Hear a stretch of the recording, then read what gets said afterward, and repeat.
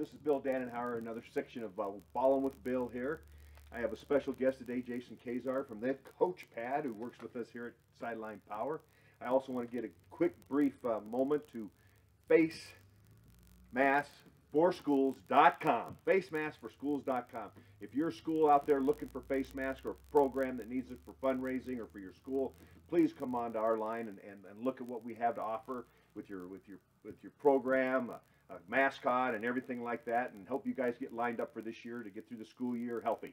Anyway, I'm going to introduce Jason. He's a friend of mine. He played at Kansas State and some pro football here, and he's a good man, and I'm going to ask him some questions. We'll talk a little bit about football and then finish up with the Coachpad, which he kind of invented here. I think he kind of just scrapped it up somewhere, but he invented it. He'll tell you about that, and it works here. And we got a lot of coaches that have bought it and used it this year and have a lot of success with it, and they love it. So we'll start, Jason. Basic question is, how did you end up getting into football? And what age did you start playing ball? Yeah, as a kid, I was a military brat. So, I grew up a military brat, and so when I was down in Oklahoma and then into Germany, I lived in Oklahoma through, was the 3rd grade, and then we moved to Germany, and over there, didn't have much TV. My uncle would send us videotapes, and they had the Bears games on them. So I grew up a Bears fan and a Steelers fan. My family's from Pittsburgh originally, Pittsburgh, Pennsylvania. So I grew up, you know, the Steel Curtain and the big fan of them, Terry Bradshaw, those guys. Ever see. Yeah, and so I heard all about that, and we went to some baseball games with the Pirates. I never went to a football game there to see the Steelers, but we went to a couple games of the Pirates. So I grew up with Barry Bonds and Andy Van Slyke and some of those guys when we go back there and visit. So getting into football as a little kid, I was really just watching TV, playing out in the backyard. I had 2 sisters, so I didn't play too much football with them. So really just kicking the ball around myself, and you know, you play catch with yourself and trying to be creative. Pretend the TV was watching you. Yeah, and so I love watching Walter Payton and Sweetness, and then we moved back to Kansas after my 7th grade year, and moved back to Kansas. Where in Kansas did you move to? Into Manhattan, Fort Riley. My dad retired at Fort Riley. Okay, Junction City there. Area. Yeah, and so in Manhattan, I did not go out for football right away. My 8th grade year in middle school, I just did wrestling. I was also a wrestler back in high school. Good for you. So I just did wrestling that year when I came back for 8th grade. But I watched the guys go out and do football during the fall season. They would go off to practice, and I went home. And but then I started getting into Notre Dame, watched Newholtz and Jerome Bettis, Reggie Brooks, some of those guys. Yeah, I remember those teams. Yeah, and I love watching them on Saturday morning, Saturday afternoons, evenings, and watching on Notre Dame. So I fell in love with that, and then I did not go out for football until my 9th grade year, actually. When you were at Manhattan? At Manhattan High. I played my 9th grade year. That's when I started, and I played cornerback my first 2 years at Manhattan. I always tell, I coach middle school right now, I tell those kids, puberty will do wonderful things or just amazing things to a body. Yeah, well. And because my first 2 years, I was a cornerback, a little scrawny kid. I think I weighed like 150 pounds. No kidding. Freshman, sophomore. Yeah, wow. because I was a wrestler, You're late so bloomer, I wrestled in those lower weights. Yeah. And then like my junior year, I was 170. I played like strong safety, like a rover type position, and then not until my senior year that I played linebacker, and I played at 195 my senior year, wrestled at 189 that year. Kansas good like Nebraska. It's good high school wrestling. Yeah, and I got 4th my senior year at state wrestling, and we went to the playoffs my senior year in football. But that's kind of where I fell in love with football. Who was your ball coach of football when you were there? Lou Lane. Lou Lane, still there? Yeah, he passed away. God bless his soul. But he was a wonderful coach, and now Joe Schartz is the head coach there now, and Butch Albright was. That's right. Got them coaching there. That's right. He played at Washburn. Yeah, he's a quarterback there, and Dodge City. He came from Dodge City. Yeah, he did. He transferred. You're right. And so that's kind of how I got into football, and then Coach Peterson. Called me up one night. I remember in Manhattan. You know, I used to call by phone back then. no Instagram, no Twitter and Instagram. Hello, where you at? What you doing? Yeah. He called me up and asked me, invited me to walk on at K-State, and I was like, "Okay, so you were walking?" Yes, sir. Was Mo still there? Mo Lamore, yes, sir, yes, sir. Yeah. Mo a long time. Yeah, and he was D-line coach, and so I walked on, and I didn't post to Twitter. I'm blessed to receive You know, preferred walk-on offer. You know, they always talk about preferred walk-on. Walk-on, Like, yeah. you're a walk-on. Come on, you know. I mean, and so I walked on to K-State. Brent Venables is my my linebacker coach. Was Stoops the coordinator when you were there, or was Venables the coordinator? Well, we had. Is that when you had Cole? Coach Cole was there. Yeah, Cole was there. Cole was there. Yeah, and he was, and then he passed away shortly after camp started. But then Coach Venables was my position coach, and Coach Stoops. Mike Stoops. I'm sorry, Mike Stoops. Mike I always the mix up the brother. yeah. Yeah, he was the coordinator, and Coach Venables was there too, and great group to Great teacher, great coach, great motivator. Exactly, and just kind of blossomed from there, and then Phil Bennett took over as defense coordinator my junior and senior year. Venables went down to Oklahoma. Venables then went all the way down to Oklahoma. Yeah. So Phil Bennett came and became our coordinator, and then I had Jim Gush was my linebacker coach for the last 2 years. And just amazing, one of the best decisions in my life to go to K-State, walk on, and I mean those were some good years. Oh yeah, and everything like that. Yeah, and I played with some great players. You know, I was behind Mark Semino my first 4 years there. I was behind Mark. You don't beat out Mark Semino for a position. Is he still playing today? No, he's not playing more. He coaches now at Gardner Edgerton. He's a Gardner. Yes, sir. Yes, sir. And he's there, and so got to play behind him. Play with Terry Pierce, Ben Lever, Travis Oaks, Jeff Kelly. A lot of great linebackers, and a lot of those guys went professional. A lot of guys that I played with, you know, D-line and cornerback safeties were professional. So here I am. I'm just trying to not mess up. You know, I didn't want to mess up. Just trying to do a good yeah, job.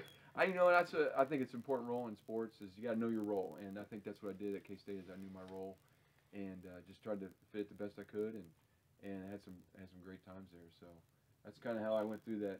Tell us about the bowl games and stuff, because I know you had. Oh yeah, you were right there in the prime when they were doing really well. All 5 years went to bowls. My first year we played BYU in the Cotton Bowl. Oh, that's right, I remember that game. Yeah, BYU. Steve Sarkisian was there, you know, and he was quarterback, and we played against them. We lost that game, and then the next year we went to the Holiday. I'm sorry, I'm trying to get these mixed up. You're fine. So many bowls. We went to the Fiesta Bowl the next year, okay, and then went to. Had an opportunity the following year to play in the national championship. We were one game away. We lost it. That was 98. We lost to A&M in the Big 12 championship. That's right, and nail biter. Yeah, and they won in 2 overtimes. And right, it was a heck of a game. Yeah, and then we ended up playing in the Alamo Bowl that next year, and if we would have won that game, we would have been in a national championship game. And I think we would have won, but right. You know. Who ended up winning the national championship your senior year? I don't. Oh, my senior year, Oklahoma. Yeah. Who won it your junior year? I can't remember my junior year because my junior year we played in the Holiday Bowl out there in San Diego. Right. Great bowl experience my junior year, and then my senior year we played in the Cotton Bowl again. We played Tennessee in the Cotton Bowl. That's right. And then we lost to Oklahoma in the Big 12 championship. Right. And with Venables and all those guys were on the coaching staff, Mangino and all them. Oh, we're all down at Oklahoma. Yeah, all down at Oklahoma. So they're across the sideline, and there they are. You know, a lot of guys that were coaching us just a couple years ago. Right. Us seniors, and recruited all of us, and then we lost that game in the Big 12 championship. That was at Arrowhead, and then they went on and won the national championship, and then we won our game against Tennessee. Played Travis Henry. He was the Pro Bowl running back for them that year. So really a great last game for us. So cool.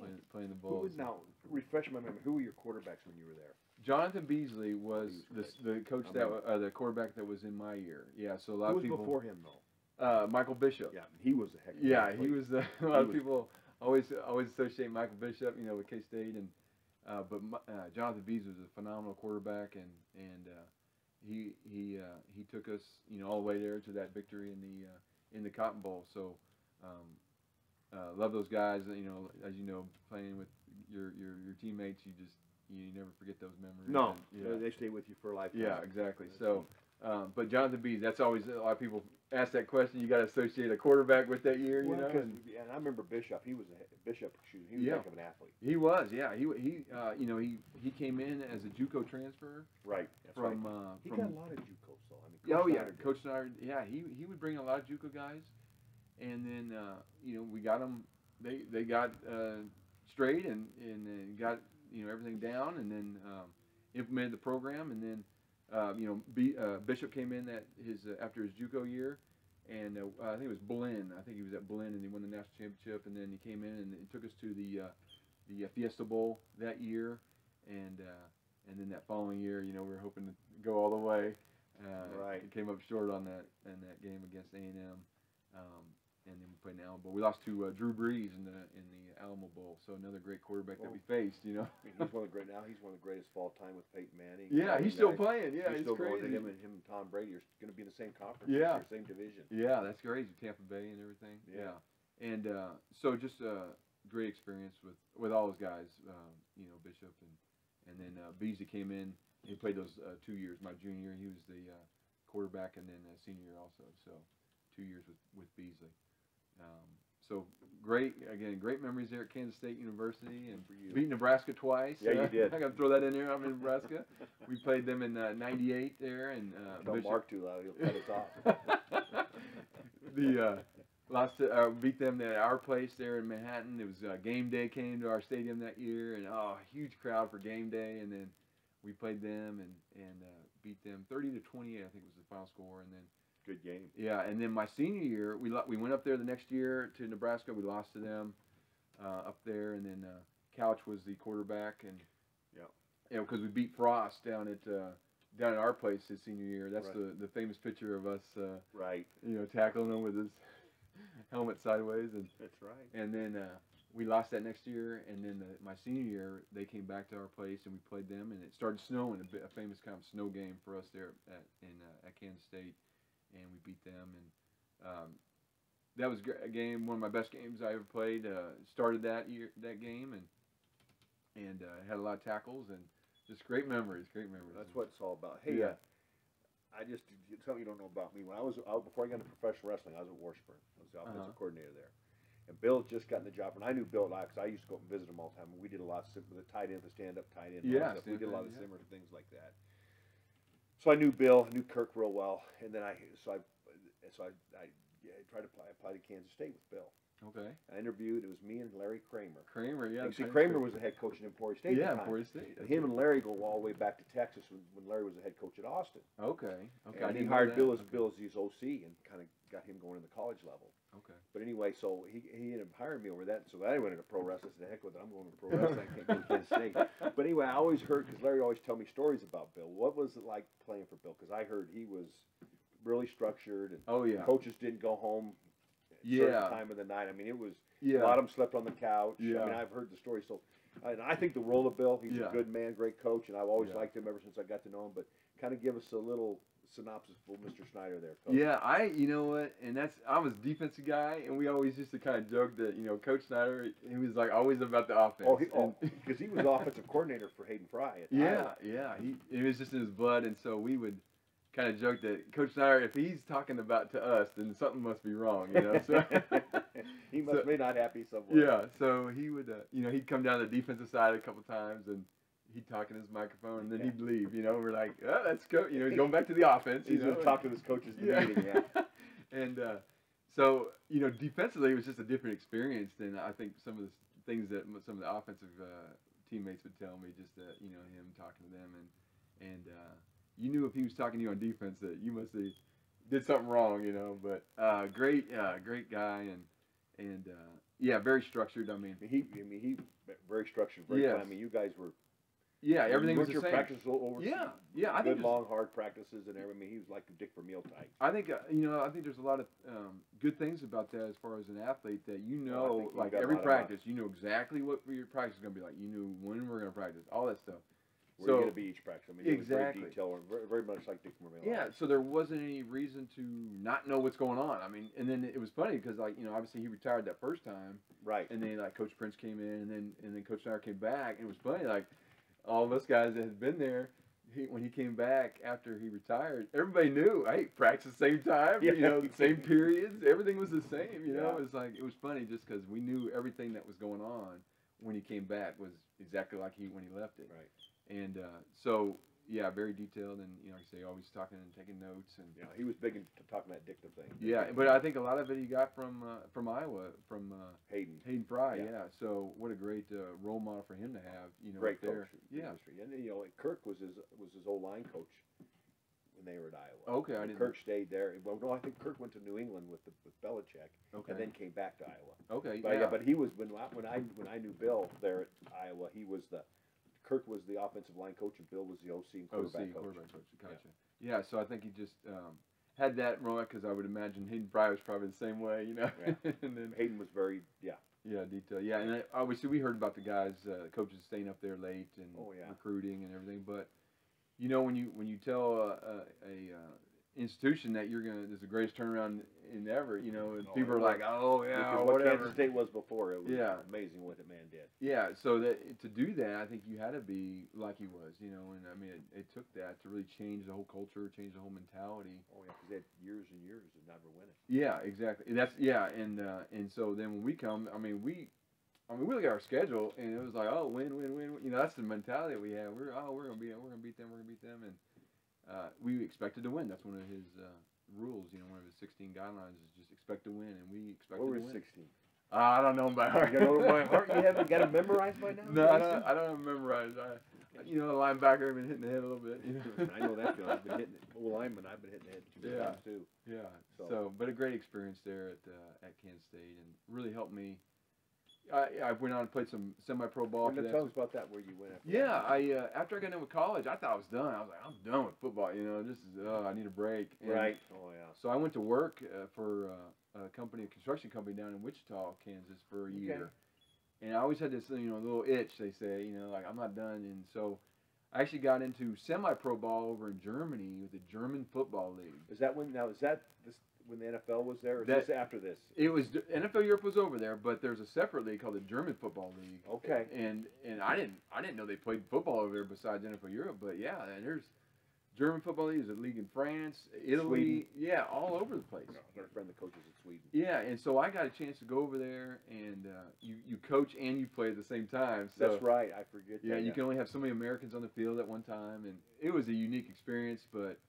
You really gain a lot of confidence, and I just kept playing, and then I was in touch with the Chiefs through Bill Kuharich, who was the general player personnel at the Chiefs. I remember him. And I did I did pro day at K-State, just being there and talking to them, and they told me, just keep playing, you gotta keep playing, you can't sit around the couch, and so I played 2 years in that German Football League. Now, did you stay all year round there, or did you come back home? Yeah, I played there, and then I came back over here, and I trained. Coach Snyder and those guys were great to let you come to practices and do workout. Practice with the linebackers in their drills and do lift weights in the weight room and stuff. So it was great to stay in shape, and then I'd go back over there my second year. But then I got the chance to go play. Bill Kuharich asked me, "Hey, you want to go to NFL Europe?" I was like, "Yes, sir." So I got to then go play in NFL Europe with I got allocated by the Chiefs for one season, and that was in 2004. Right. I got to that play. That was almost the last year of that. Yeah, 2007 I think was the last year. 2007. It's been a while, so I can't remember. Yeah. And so I got to play for the Berlin Thunder. Rick Lance. Berlin, Germany. Where were you located before Berlin? What? I was in Marburg, Germany, which is just north of Frankfurt. Yep, I know where that's at. And everybody knows kind of where Frankfurt. Because everybody flies in. You fly in there before you go everywhere else. Yeah. And so I got to play in Berlin for a season in NFL Europe. So these are a lot of guys that, were on the practice squads, and they were like, hey, go get more playing time. So they'd send them over to NFL Europe. And, right. And here I am just trying to make my, stamp on things. And it was a great experience just to, play pro ball. And I didn't get invited to any camps when I came back, but we won the World Bowl. I'm a world champion, I can say, You did? You won the World. Who was your quarterback? We had Rohan Davey from LSU was our number one guy, and they had a couple other guys that rotated in. Mark Dunn from Kansas State, and just some really great players I got to play with, and unique experience, and then like I said, I came back and I didn't get asked to go to any camps or anything, but so that was pretty much it, and got married shortly after that. And did you get married to a German girl? No, an American, and so. Came back, got married, and just got into education because I wanted to be a coach, just to share all this football. Spend so much time. Let's slow down here. I want to ask you. Yeah. What did you think of Germany? Because 'Cause I wrestled. I lived over there and wrestled there 1 year. Yeah, Germany is and I wrestled all fantastic. over Berlin, everywhere, like you're talking about. Oh, I it's mean, amazing. I love Germany. very nice looking women, right? Yeah, I was actually born in Germany. My dad. Where at in Germany? Stuttgart. I was born in Stuttgart. Okay. Yeah, that's a post. Yeah. Yeah, and so I've been in Germany probably 6 years of my life. I've lived in Germany. A lot different when you're a kid than when you're. Oh, you yeah, start drinking there at 16. Yeah. They serve it at McDonald's. Yeah, they do. They get at McDonald's and you want a draft? Ein Yeah, beer, sure, ein why beer, not? yeah. Ein beer, yeah. Yeah, I love it though. I mean, it was great traveling around, and that was one thing during the German football league is I got to go travel to other countries. Ran with the Bulls in Pamplona. Yeah. And what was that like? I never did that. Oh, that was amazing. Just say you ran with bulls. You run down the street and there's bulls coming behind you. You're like, oh, sucker, 2 tons. Yeah, they run so fast. I mean, they can some move. people don't think they. Oh. Yeah, it's like get out of the way. You run a little bit, and you get out of the way. Let them go through. Yeah, that's cool. Yeah, so you just got to do crazy. Got to visit Normandy beaches, That's interesting. Yeah, just see a lot of history and play football at the same time. Get it paid for and stuff like that. So, yeah, if any of you guys are watching that are just graduated college, man, if you want to keep playing, it's not a bad place because they're still they're just taking. You got all those leagues over there. They're still taking Americans and all. Oh that yeah. stuff. Yeah, they're still playing now. I think they're playing a little bit this season. They're making Germany. They don't have as many cases as we do over here, so I think they're trying to make something out of there over there with the season and just a unique experience. So when I wrestled in Berlin, we wrestled right by the Olympic Stadium. Okay, that's where we played. Yeah, 1936. That's where we wrestled. We wrestled in there. And did they ever give you a tour of it? Well, they told us the history about how Hitler had his whole troops out here and he did his little parades. And did they take you in the back and show you how all his hallways were curved? No. They gave us a tour of that. We were all wrestlers and we went through there. And you know why they were all curved like that? I think bomb blast. Is that? No, so it's only going to shoot. Oh, you can't get a straight shot because it's all curved. Okay. It bounce off the Date cement. Because he's always afraid somebody's going to shoot him. Gotcha. Yeah, there was just so much history that you're it's interesting to go through there. I'm right here in the where they had their little home base. That's where Russian and American troops took over checkpoint. Yeah, we'd go. For the NFL Europe team, we did go to Checkpoint Charlie and we checked that out and saw how that was. That is cool. See all that stuff. Yeah, so a lot of good history while you're playing football. Did you go to any of the I went the concentration camp. Yeah. When I was with the German football league, I went over to Auschwitz. Actually, did you go to Auschwitz? Yeah, okay. I got to go over to Auschwitz. I wanted to just see what that was like, just good reminders to. I mean, it's just unimaginable. Just can't fathom just do it. Most people didn't know. Most of them thought they were just holiday camps, or they didn't realize it until the U.S. troops come in and we showed them, and then people went nuts. That's crazy, and but football provided that avenue to go learn that history. I think that's awesome. You did that. Yeah, so it was just a great experience all around. So now, when you came back, now was your degree in education? No, my degree was in construction science, actually. So what'd you do to switch over to education? I had enough to be a math teacher. They're desperate for math teachers even nowadays. So I bet. And so I had enough classes in engineering that could go for math, and so I did a little kind of an alternative certification and became a math teacher really quickly, and then started coaching, and just kind of. Did you coach in the Manhattan? Are you in Manhattan? Yeah, I wanted to give back to where I what got me going on all this, and so I coached there at Manhattan High, and for many years was defense coordinator for a couple years, and then I had kids and kind of stepped away from that, and so kind of here I am now in middle school. And I do wrestling for middle school. I do bowling. Do you do bowling? Yeah, I do bowling too. I got bowling in middle school. Bowling in middle school. I never had bowling when I was in middle school. I'd have done something. That'd have been fun. Yeah, there's a lot of kids. Is that co-ed?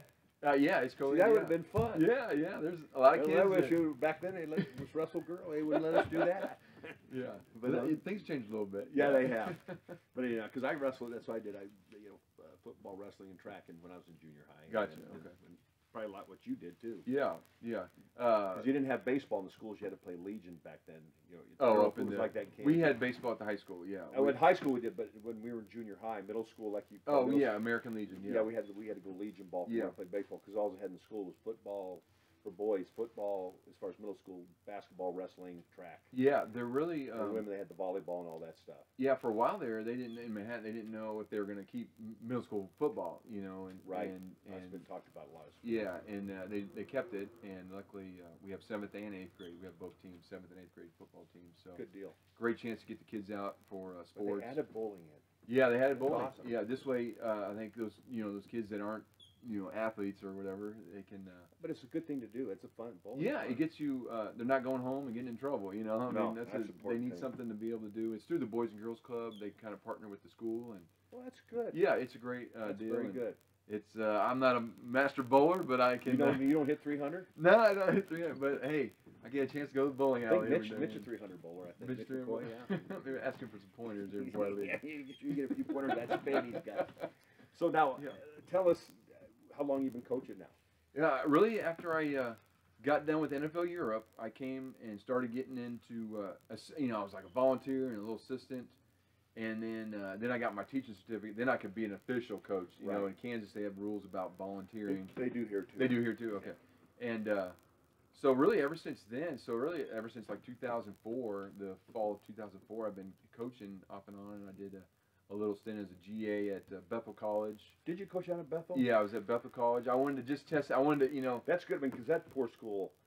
Yeah, NAIA. Woo, I mean, there's not a lot of people there either. I mean, No. you can drive that. You drive right by. Yeah, 35 going all the way to Wichita. Blake got a little school. I think there's like four. It ain't like Wesleyan here in Lincoln. Yeah. It has about 1,200 students. Yeah. Like 400, 500 students. So there's not a lot of students there. Yeah, and if you can recruit NAIA, whoo, God bless you. Especially in a place like Bethel. You're not up at Sioux City where you Yeah. got Morningside and Yeah. those big schools that in big cities that attract kids. I mean, you're out there in the middle. I mean, Yeah. talk about being in nowhere. Yeah, to recruit you really kids. got to do your work to get your kids there. Well, to yeah, 'cause recruit you them. got Ottawa in that's. Oh, they're Ottawa, nice town. You got Friends, in St. Mary's, Wichita. yeah. They're on St. Mary's. They're nice towns. Yeah. There's nothing There's there. so many teams, NAIA teams there in Kansas. I mean, football teams in Kansas, JUCOs. You got the NAIAs. I mean, in Division twos. Right. We don't have any D3 schools in. No, Kansas. they're all NAIA because the KCAC. It's been around Gotcha. forever. Yeah, so it's so I got to experience a year of that. That's good. I wanted to be. You a went to GA. one of the tougher schools when you go to Bethel because it is hard to recruit there. Yeah, and so it was just a great experience to make sure, like, do I want to be college or do I want to? And like you were mentioning earlier with K-State and their, just being there all the hours a day, and I decided that I wanted to maybe do high school so I had a little more of a life. And Well, you got more of a family. I really believe that. Yeah. It's hard when you especially get to Division I, to have Yeah, that family life. yeah, being at Washburn, I'm sure you kind of ran through that Yeah. too. I mean, it wasn't like K-State or maybe Nebraska, but it was. Yeah. It takes away because of the recruiting part. Yeah, the recruiting. If you're not recruiting, you're not gonna have a team. And, No, it's like with shaving. You got to do it every day. Yeah, and however good you're doing on recruiting, that's how good your team's going to be. Yeah. And you can't complain to kids because you recruited them. So. No, you can't. What the? That guy. Oh, Yeah, why would I recruit? Yeah. And so really after that year of doing the GA, I decided I'm just going to do high school, and then we moved up to Manhattan and did 1 year at Wellington, then we did a year, then did the rest of the Manhattan. You're at Wellington? I did Wellington. My wife's from Wellington originally, so. Oh, is she really? Yeah, they gave me my first job teaching math. And Wow. So I did the 1 year there, but then Manhattan opened up, and I got back up there in Manhattan. Did your wife teach in Manhattan too? Or what is She's an art teacher, yeah. We're both So in you're both- education, you're so both that in- was the other reason to be a teacher is that our schedules line up and everything. So it's Awesome. just great doing that. And so she's an art teacher, basketball. She did basketball, track, volleyball, but then we had kids, and so she wants, she doesn't want to be at practice all night and then coming home. So she got done with sports, and so I'm doing the sports now and Good. been chipping away at So it. tell us a little bit how you started on this Coachpad. Yeah, I'm just because we're. yeah. Well, I was there at Bethel actually. That's What, kind did of it where it really? started. Yeah, No kidding. Well, there's 2006. nothing else to do at Bethel. Except draw scout cards. Draw That's right. scout cards. 'Cause I'm telling you, I go in there, I'm going, how do you guys stay open? There's nobody here. I mean, it's like tumbleweeds going across and everything. Yeah, so it was really, drawing all the scout cards, and I was just always thought to myself, there's got to be a better way to draw these, and then having stuff in binders, and holding these out of practice. There's got to be, we started getting a lot of tech stuff then, and back then in 2006. That's kind of when first technology started shaping the coaches, their routine and editing and all that yeah, stuff. exactly. And I thought there's got to be an electronic way or something to be more efficient. And so over the years, I just tried to chip away and working on ways to do it.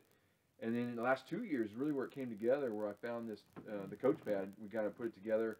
Company I work with over in China and to make it, and we got it. And then I partnered with you guys here at Silent Power and really excited now to offer that just to help coaches primarily with scout cards.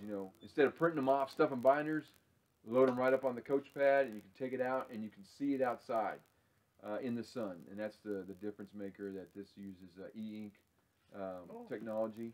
You're not wasting all that paper and cards that cards do. That's right, and that's what when I talked to some guys at AFCA, they said they spend $500 on cardstock. Well, they do, year, and don't forget all the notebooks you got to put them in. Yeah. You got to have this notebook, that notebook for every detailed session you have. And there's enough storage. I guarantee you there was GAs that brought them out for you guys at Kansas State. Oh yeah. Each one brought a stack out. Yeah, and guys that I talked to some guys at Michigan. They said Coach Brown has a whole room dedicated with files and just binders. They keep them, Yeah, and with 64 gigabytes on the Coachpad, you can store umpteen million PDF files, and you can store them in folders and just be more. Now, if you need to, if you keep the Coachpad and use it every year, can you move it on to a different drive? So you keep records of that stuff and everything. Yeah, exactly. Yeah, it stays on there, and this way, year after year, you can just if you just need to adjust a blocking scheme here and there, you can just make a quick adjustment right there. You don't have to find your binder, stuff your binder, or whatever.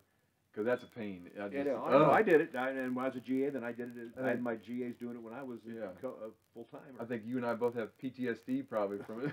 I have it from a lot of dang things. So that's kind of how it all got going, and so really excited to now be with you guys, Silent Power, and the we're glad to have you. And sharing that out and doing some Zooms and getting on so. They can get the Coachpad on your guys' website now. So awesome. I mean, we can get it to them very easily. Yeah. So as we finish up here, I appreciate your time today. Yeah, thanks for having me. Hey, great going. Why don't you grab that Coachpad there, right? We'll give it a hush all the way up to the thing for the Coachpad, baby. Back in the day. Ha ha! Hush! Hush! Hush! Hush! Hush! See y'all again.